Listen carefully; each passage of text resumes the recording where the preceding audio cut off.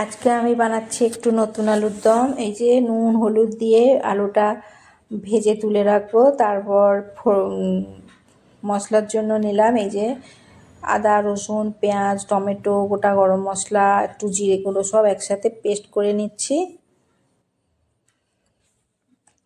আর এই তো কড়াইতে ফোড়নের জন্য দিলাম তেজপাতা গোটা লঙ্কা আর 5 ফোড়ন।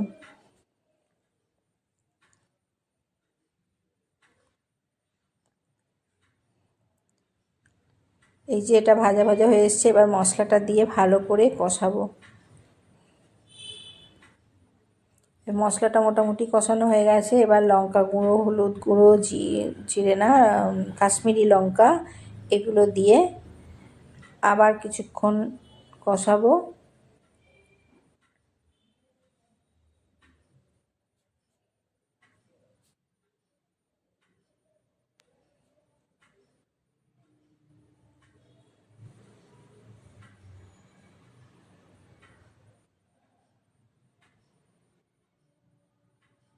এই যে মশলা ভাজা হয়ে গেছে, এবার আলুগুলো দিয়ে ভালো করে নাড়াচাড়া করব কিছুক্ষণ।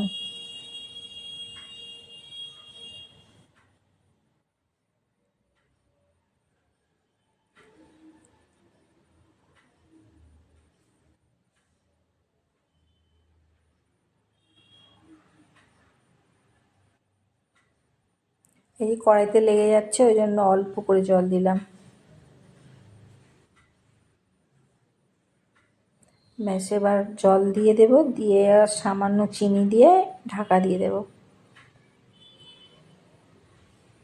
তারপর আলুটা সেদ্ধ হয়ে গেলে আর একটু জলটা শুকিয়ে আসবে, অল্প গ্রেভি থাকবে, ঠিক সেই সময় নামিয়ে নেব।